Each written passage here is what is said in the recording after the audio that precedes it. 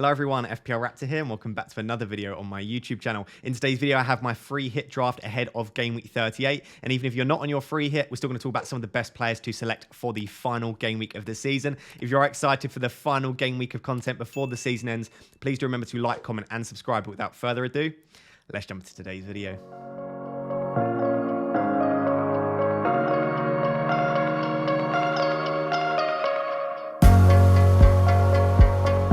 So guys, before we jump into today's video, I just wanted to give a massive shout out to Ultimate Champions who continue to sponsor the content here on this channel throughout the season and into the final game week as well. Link in the description will take you to their game. You can give it a go, and basically, like I say, it's the up and coming version of fantasy football. You can build a team each week with NFTs or non-fungible tokens, basically rare forms of cards.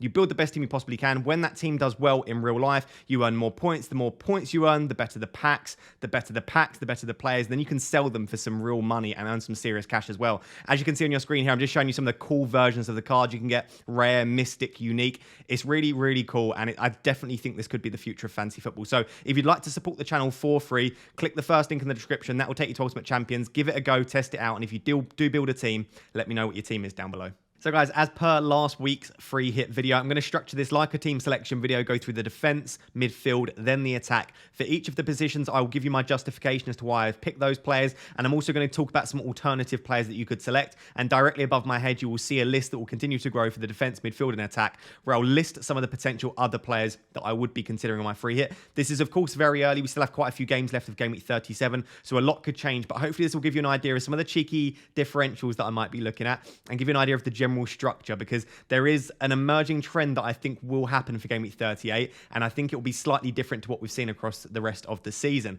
So starting in goal, I've actually got David Raya. Now, the reason for this is mainly because he's very, very cheap, and I also do think that's a good fixture against Leeds at home. The issue we've got is that Leeds will have absolutely everything to play for in 38, and Brentford don't have very much to play for. We also saw them concede 2 goals against what was a 10 and then 9-man Everton squad in Game Week 37. So I'm not necessarily saying I think Brentford are the best defence in the world, but they are still top 10 for defensive data over the last 6. And I just think it's a decent fixture, and he's very cheap. If you can afford to go for the likes of Alisson or someone like that in goal, I do think a premium keeper could be absolutely fantastic. And outside that, you could still just go for the likes of Ramsdale if you want to play a little bit safer. But I've got Raya in there now due to budget constraints and also due to having a decent fixture. I've actually currently got a back 4. And I'll be honest, I think this is basically a premium back 4, despite one of them actually not being at a premium price, which we'll discuss at the end. So starting with Robertson, again, the reason for having Robertson over Trent is twofold. The first one is you can have Robertson and Tsimikas, which allows you to cover that left-back spot no matter what happens in Game Week 38, just in case Klopp does rotate a little bit ahead of the Champions League. But I would be very, very surprised if he doesn't go full strength in 38 if Liverpool do beat Southampton on Tuesday. So I think Robertson will play, but it allows me to have Tsimikas on the bench. And then also, like I said, budgetary reasons, having Robertson over Trent is a bit of money saved that you can use elsewhere. I've then got Cancelo in there. Again, City have been conceding a few sloppy goals recently, and they don't look quite as good as they did. Obviously, got a lot of injuries to their back line as well. I just think Cancelo's attacking threat so good. And again, City have absolutely everything to play for in 38. So I'd like to get as many players in from Liverpool and City as possible, alongside targeting some of the other fixtures. So Cancelo is in there at the moment. I don't mind choosing Laporte, who looks like he's now fit and ready to go. I don't mind if you want to completely drop City defense if you think that's the play. But for me, I just think Robertson and Cancelo, good attacking threat, good defensive data, everything to play for. I think they're 2 really good defenders to choose in there. And then I've got Alonso, who's currently got the Vice armband. I'll be honest, I would absolutely love Alonso and James in this team. You'll see in a second why I've only got Alonso. The reason for that is I've got 2 more Chelsea players elsewhere. So at the moment, I've only got Alonso. It could be Alonso, it could be James. And again, if you told me he was going for Alonso and James, I think that's an absolutely fantastic play as well. I just think Watford at home looks like a decent chance for a clean sheet. And again, so much attacking threat from the 2 of them. But Alonso in particular over the last 6 has really impressed me for underlying data. Also passing the eye test. He's just popping up at that back post, causing all sorts of havoc. So I really like Alonso in there, a little bit cheaper than James. That's why he's in there at the moment for me. But again, that could be James. And I genuinely think that Alonso and James, if you're looking to go a little bit maverick, could be decent captaincy shouts. So I would definitely have at least one of the Chelsea fullbacks there. And then the 4th and final option is Ryan Sessegnon. Now, he's only 4.3 million. his underlying data is so good. So his non-penalty expected goal involvement is 0.31 across the season. That's better than Cancelo and Robertson. It's at similar level to Alonso and James. It's almost as good as Trent. So Sessegnon is quietly putting up some of the best underlying data in the league for defenders. 0.29 of that is made up through expected assists. Now, basically what that means, if you don't want to delve into the underlying data, is Sessegnon's not getting a lot of big chances. He's not very likely to score any goals, but he is creating a hell of a lot. And again, in a game where I think Spurs will probably batter Norwich, or at least put a few goals past them, I think Sessegnon could definitely get at least maybe an assist, potentially a goal, and if not, a clean sheet looks fairly likely there. So that's the back four I've gone for. Sessegnon is in there not only due to all of those reasons that I've listed, but also due to the fact that obviously he is quite cheap, along with Raya. Having Raya and Sessegnon in your team, as we'll get onto in the attack, allows for another premium player. So that's the current reason for this. That's the back four and keeper. Like I said, the two defenders that I would love to get in here, but I can't quite, just due to budgetary reasons and also due to having some other players from these teams, is Reece James, who is probably my fifth choice defender outside of these guys. And then Trent Alexander-Arnold, as always, is a fantastic option. But I think you're fine, maybe, hopefully, covering that with the two left backs in Robertson and Alonso. That's the defence. Let's move on to the midfield. Now, only a three-man midfield, which I know might seem crazy because there are so many good midfield options for Game Week 38, and midfielders this season have been absolutely fantastic. But I like the defence, and as we'll discuss, I really like some of the more expensive options in the striking positions for Game Week 38. But again, as you can see above my head, there are lots and lots of other options that I think are fantastic for Game Week 38. And to be honest, by the time the deadline actually swings around, I may end up with 5 in midfield because, like I said, there are just so many good options. But the 3 that I've currently got, I just think tick so many boxes. So starting with Luis Diaz, again, I haven't seen obviously the Liverpool versus Southampton game. I don't know what the situation is with Mo Salah. If Mo Salah is out from 38, I'd be very surprised if the front 3 that we don't see for 37 and 38 would involve Luis Diaz, Firmino, Jota and Mane. I think there's a good chance Firmino plays the fixture in 37. Again, I don't know at the time of recording this. If that is the case, it'll be one of Diaz, Jota and Mane miss out. And then I think we'll see, assuming that Liverpool have the chance for the Premier League, I think he'll put out his best front 3 available, which will either be Salah, Diaz, Mane, or Diaz, Mane and Jota if Salah's not available. So, in my opinion, I think Diaz starts the last 2. But again, it does massively depend on what happens in that Southampton fixture. But he's just showing really good data at the moment. He's got 0.58 non-penalty expected goal involvement, which is super good. Not quite as good as Jota, but he's just passing the eye test. And over recent weeks, his expected goal involvement is even better than that. So I just think Diaz ticks so many boxes. Like I said, Liverpool have everything to play for, good underlying data, passing the eye test, and I think he should play. And he's just a fantastic, exciting pick in FPL. So Luis Diaz is in there for that reason, and he's a good price at £8 million as well. I've got Mason Mount in there. Mason Mount's underlying data isn't as good as Luis Diaz's. His is sitting at around a 0.49 non-penalty expected goal involvement per 90, but still really decent data. We've seen across the season on 3 separate occasions he scored, I think 19, 21 and 24 points, I believe, along the lines of that. So he has a haul in him. He's looked really good at the moment, and it's the last home game of the season against Watford. I think there's a very good chance that Mason Mount plays this, and if he does, it looks like a great fixture. Now, the only thing that I would say with Chelsea assets, something to keep your eye on, is that their fixture against Leicester on the Thursday is only a couple of days before their fixture on the Sunday, the final game of the season. So if Mason Mount plays 90 minutes and looks knackered, I guess there's a small chance that he misses that game. But again, final game of the season against Watford. They've got nothing left to play for after that. I don't see any reason why Tuchel wouldn't want to put on a show and finish the season strong. So I think that the favourites from Chelsea will start, but it's definitely something to monitor as the week progresses. But Mason Mount is in there for the time being. I think he's a fantastic option. And then, of course, there is no way in hell anyone in their right mind is going to have a free hit without Heung-min Son in 38. And again, even if you're not free hitting, probably looks like a decent transfer. I do actually think there's a small chance that this fixture suits Harry Kane slightly more. And I might, if I had Harry Kane, I might have been tempted to captain him. But in my own team, I don't currently own Kane. I only own Son. So if I'm going to captain a Spurs attacker, it's obviously going to be Son. And I just think that, he is going for the golden boot. He does look up for it. He's looking for goal at every opportunity. I do think, like, everyone made quite a big deal of the fact that Kane might give penalties to Son because Son's going for the golden boot. I don't think that was ever going to happen this early on in the season.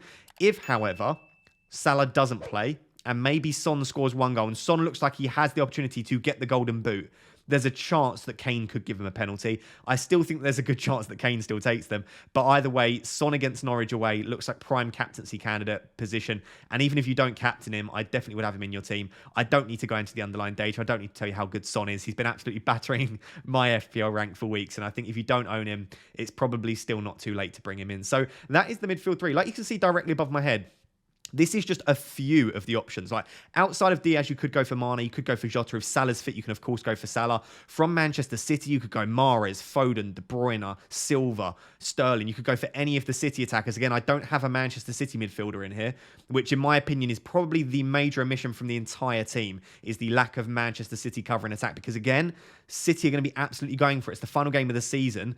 They are going to want to score as many goals as possible to make sure that they wrap it up and again, finish the season in style at home against Aston Villa. So I think I would want a City attacker in here. I just struggled to get it with the other players that I wanted to pick.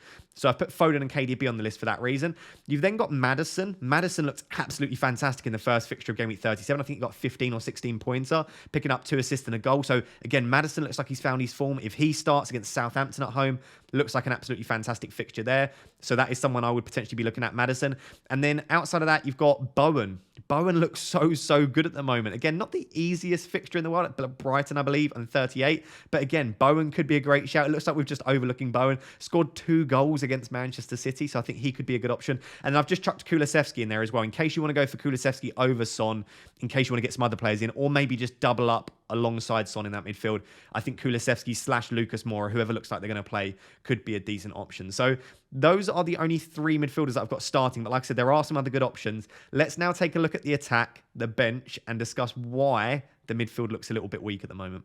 So here is the rest of the team, the forwards, bench, and alternative strikers that I might be looking at. Let's talk through all of it, then we'll discuss the team as an entirety. So starting with the cheapest striker in the team, it is Ivan Toney against Leeds at home. Now, as I said with Raya, Leeds have everything to play for. Brentford really don't, but I still do think that's a good fixture for Brentford at home against Leeds, who still don't look fantastic at the moment. They did manage to scrape a point against Brighton, which means they're not relegated. They've got everything to play for in Game Week 38. So that will be a very, very interesting fixture there to see how much Leeds can get out of Brighton.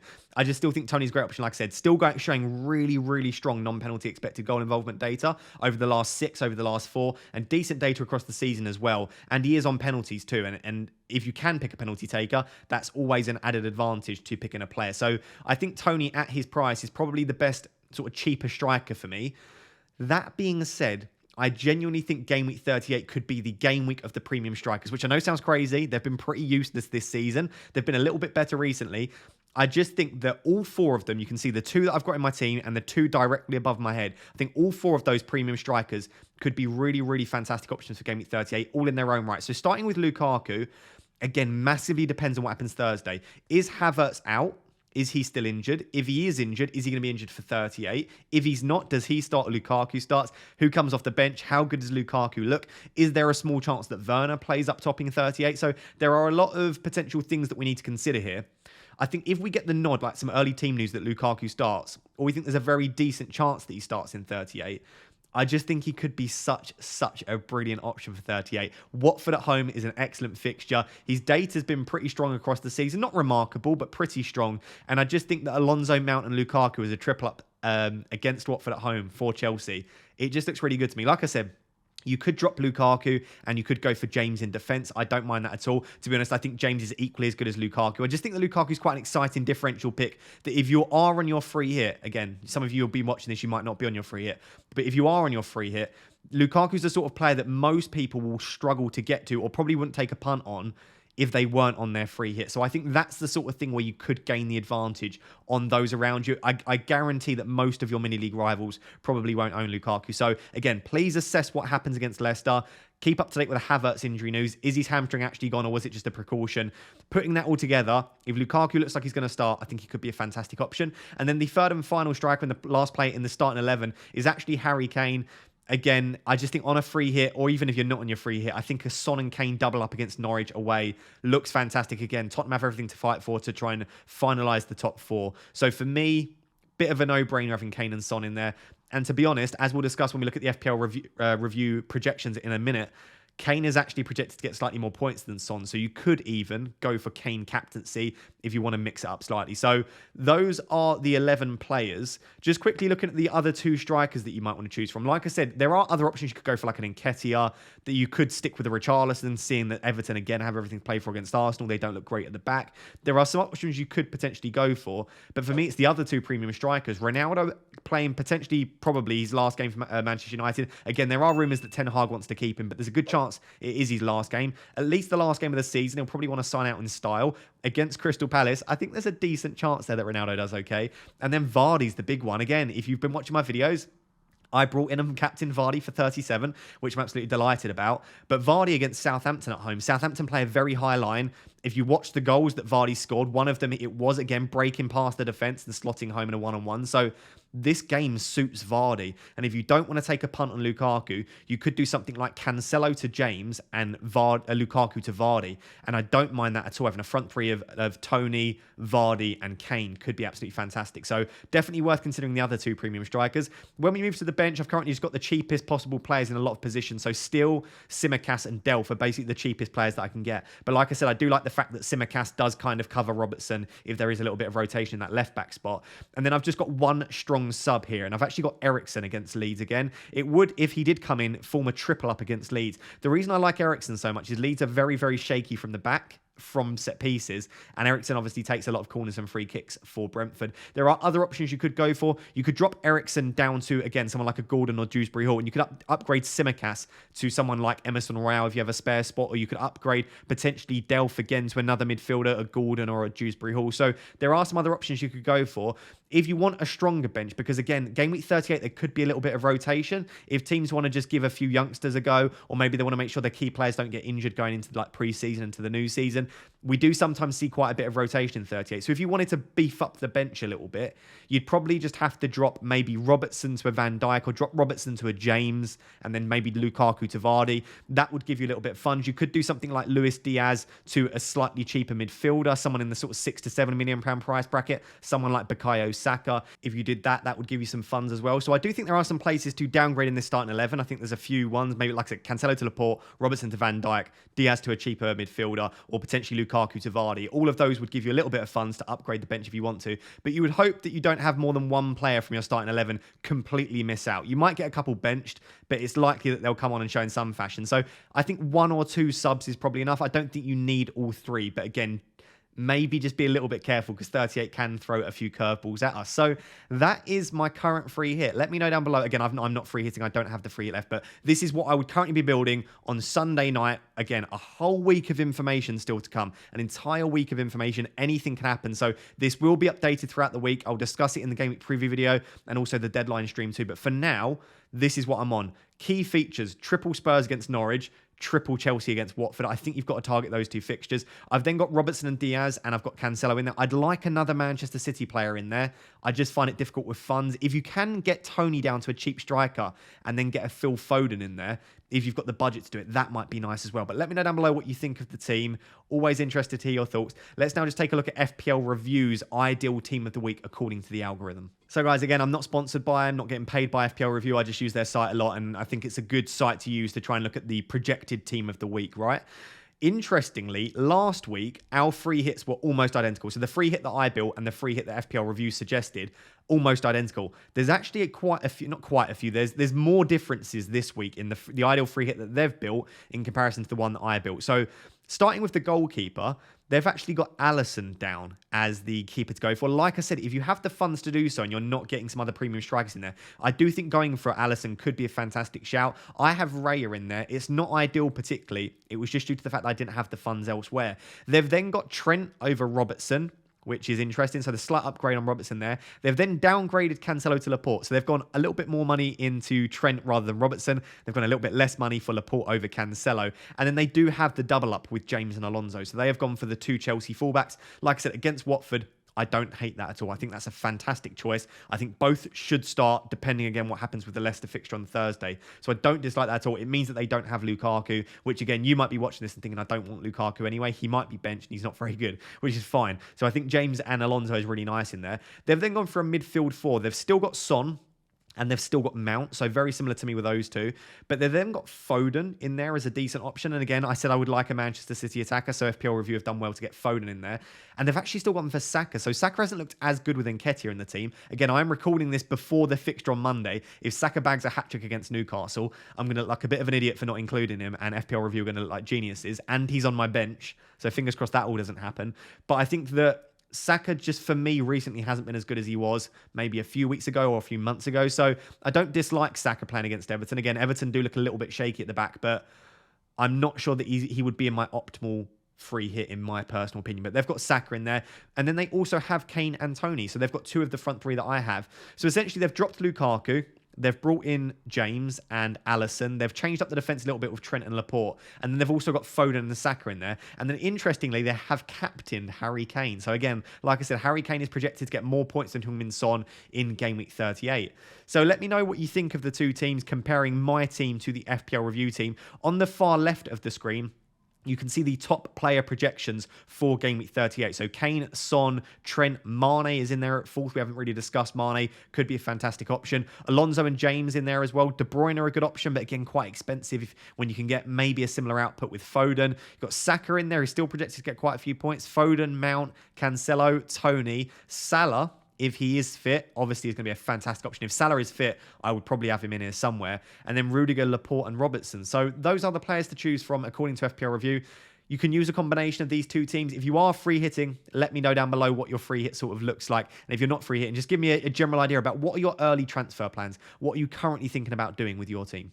So guys, in this final section, I'm just going to give you a bit of an idea about how my game week has gone thus far, and also just take a quick look ahead to Game Week 38 and just look at what are my current transfer plans, what are some early thoughts I've got on which players am I targeting for my team. So if you didn't tune into the live stream, I did take a -8. So I'm currently on 56 points -8, so net 44. It's a small green arrow. The first two transfers were Son in for Salah. Son blanked, but at the end of the day, Son's been battering my rank for weeks. It felt good to get him into my team, and he was over 100% effective ownership anyway, so no real issue there. I also brought in Zaha for Havertz. Zaha blanking slightly more annoying, but at the end of the day, again, it was a bit of a punt. I don't mind that too much. The third transfer went very well. The third transfer was Vardy in for Pookie, and then I gave Vardy the armband. He picked up 13 points times 2, which was 26. Didn't really outscore Richarlison by many points, but I'm delighted because what that gives me is it gives me the Southampton fixture for Vardy as well. And he's still got one fixture left, so hopefully he can outscore Richarlison in the second fixture in 37. But either way, I'm pretty happy with that. It gives me a better team for 38 because I now have Son, Vardy, and Zaha, who all have decent fixtures in 38. And it's also, even with the -8, I'm already on a small green arrow. So it's a pretty good start to the week. Let's just jump over to FPL.team now and just look ahead to see what some of my potential early thoughts are for 38. So with captaincy, I've not fully committed to what I want to do yet, but I do think, as I discussed earlier on in the video, yes, Son is probably the obvious captaincy choice for me here, but I think Vardy, Mount, and Alonso are three fantastic options if I do want to get a little bit spicy with my captaincy shout. I think all three of those could absolutely go massive in this double game week, in this final game week, I should say, in Game Week 38. So I don't mind any of those three, and I just think it depends. Do I just want to keep my rank as it is, maybe go up a little bit in my rankings, or do I really want to push forward and try and bet on the fact that Son might potentially blank and hopefully find someone else that might outscore him there? So I need to think about what I really want to do with my team and how many risks I want to take. But for now, the armband is on Alonso. And really, the team. So this is the team without any transfers.